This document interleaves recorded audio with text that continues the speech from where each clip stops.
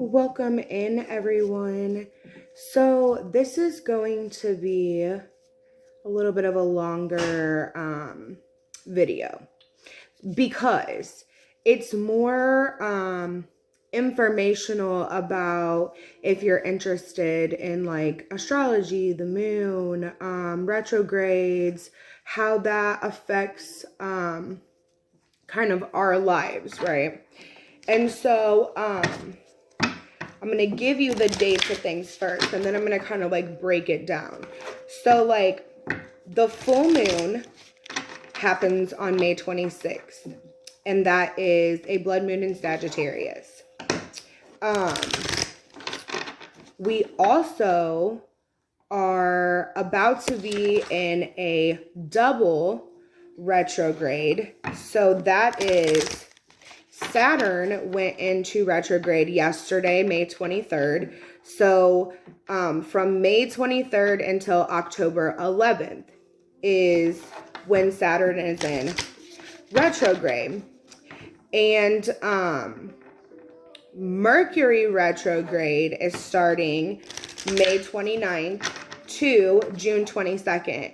So we will be having a double retrograde with a full blood moon, and after all of that craziness, then we have on Thursday, June 10th, we have a solar eclipse.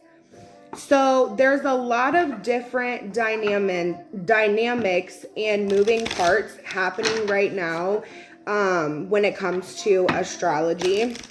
And I've always felt very super connected with the moon or planets or space or just the unknown of it and what it really represents. And when you start studying and you start paying attention to certain things, it's like, it's just not a coincidence that everything is connected. And so, what I'm going to do first is I'm just going to pull a couple moonology cards just to kind of see where the collective is at right at this moment.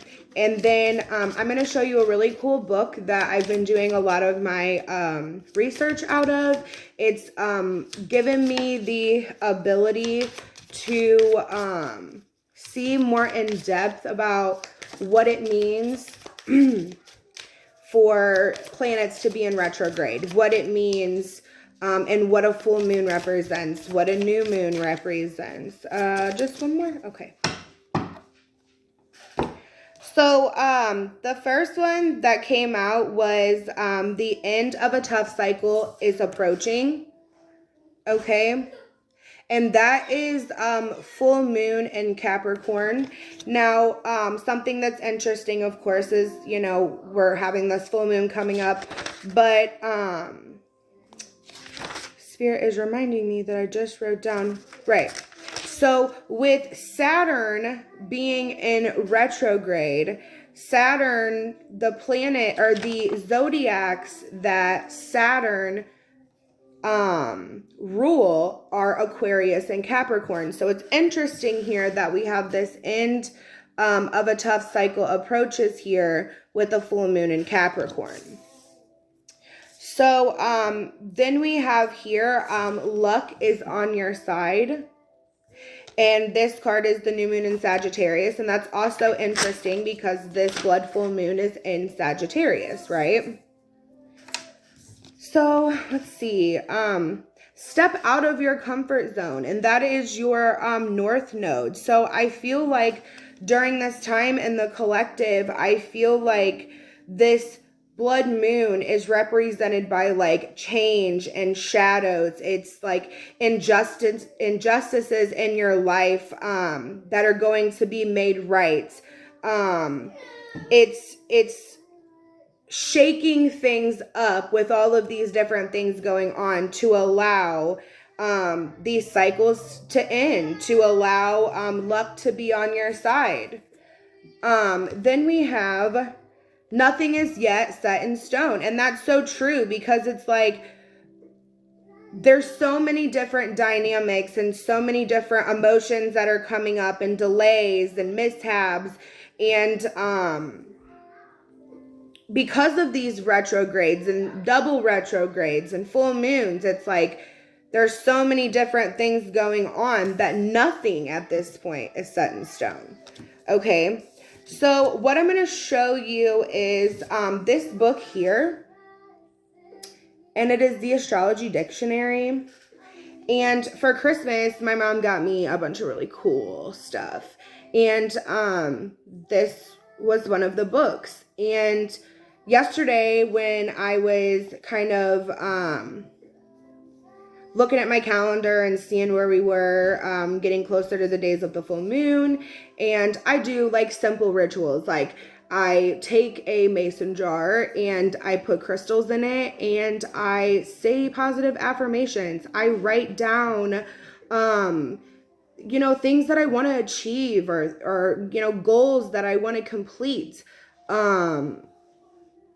Stuff about myself, you know, like my own fears about myself and in my life. And I just write that down, and I put it under the moon, and I allow the moon to recharge my crystals. I allow my affirmations, you know, to lay under the moonlight, and I trust in the divine, and I trust in the universe that by me coming forward and doing the work, and by me putting it out there that this is what my truest desires are, that is a great way for you to be able to manifest positivity, you know, into your life, and changes into your life that you want to see.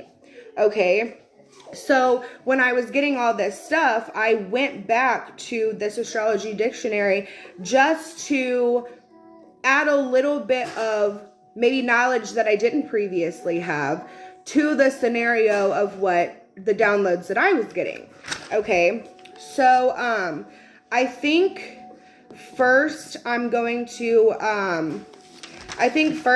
start with the blood moon, and that is change and shadows, injustices that are being made right in your life that you felt like maybe wouldn't ever be made right in your life. It says, like, manifest what you want, follow your intuition. That's one of the most important things, is to follow your intuition at this time. Not all this extra noise going on, because with retrogrades, everybody is being affected, right? So there's people coming from different perspectives where maybe in a week or so, or in a month or so, their perspective will be different than it was during the retrograde. You see what I'm saying?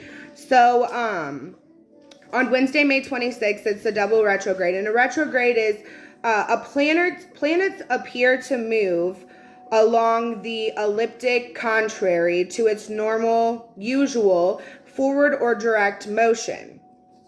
Since retrogrades occur when another planet is closest to Earth in its orbit, retrograde planets beyond the Earth's orbit appear brighter in the night sky than at other times. Retrograde planets are said to express themselves more subjectively or intensely than direct planets. All planets turn retrograde. The sun and the moon do not. When a planet begins or ends its retrograde, it's called station. So then I kind of wanted to, in a way of like, that's like the definition version, right? You know, that's like the Astrology Dictionary version. Okay. So breaking it down even smaller for myself, it was like, a retrograde is like Saturn taking a nap. So with Saturn in retrograde, in this time, it's time for you to follow your true north. And what did we get here with your north node? And it's telling you to step out of your comfort zone. It's telling you to follow your true north, with our hands being held on Saturn. So it's saying, like, when it's in retrograde, when Saturn's in retrograde, it's like Saturn's taking a nap, and it's not like watching out for you or giving you hints or giving you, things that you need to do. It's like a mother and a child. You can't hold your child's hand for forever. At some point, you have to let your child's hand go so they can be able to go out and experience life.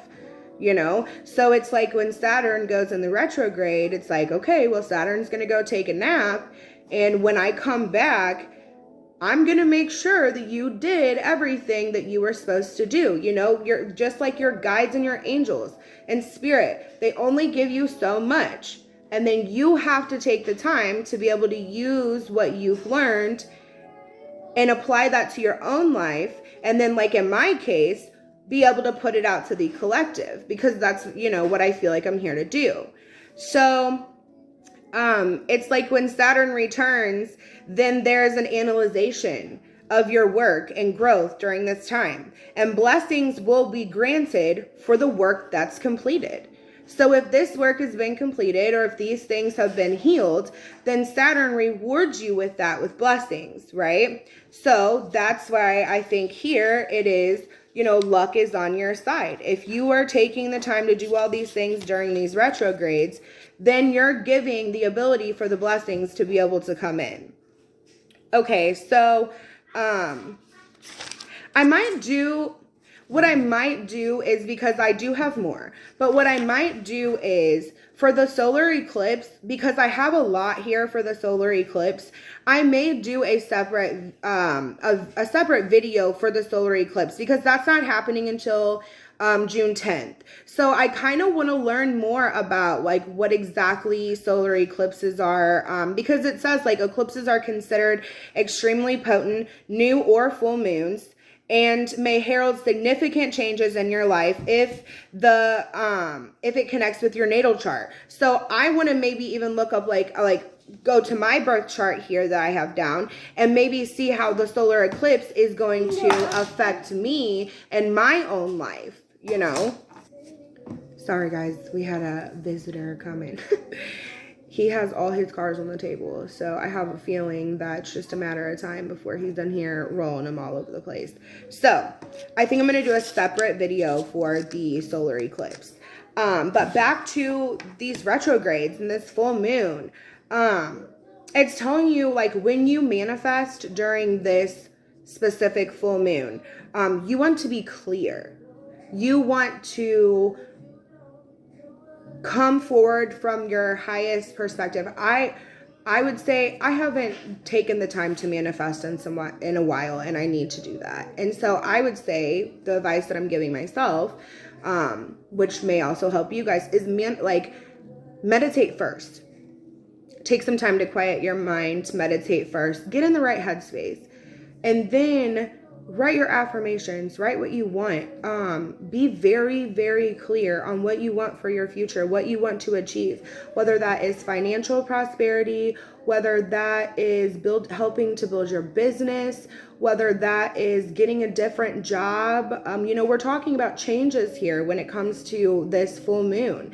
So it's like, what changes do you want to see in your life? What progression do you want to see in your life from this full moon? And take advantage of it, because with everything going on right now, and with double retrogrades, the full moon, the solar eclipse, you have to be clear on what you want. You have to be clear-minded before you come forward and you manifest what you want. Because if you manifest the wrong thing, that can come in.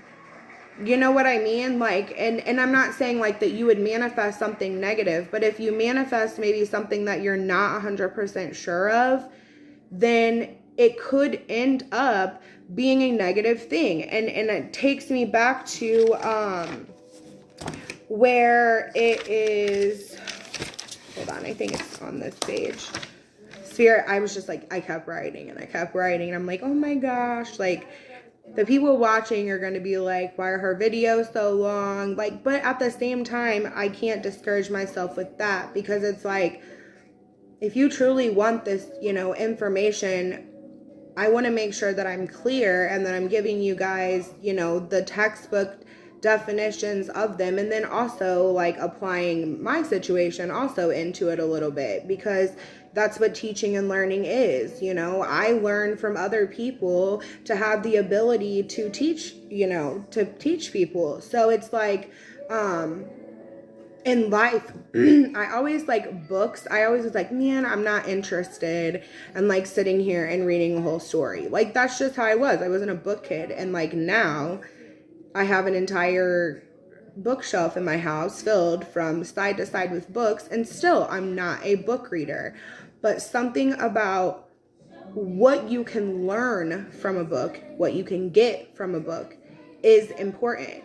You know, whether it is an astrology dictionary, whether it is a book from 1801 and it has a scripture Bible verse in it. And like, I find myself, if I'm reading or I'm going through a book, or like even sometimes I'll grab a book. I know that sounds crazy, but even sometimes I'll grab a book and I'll just like turn to a page, right?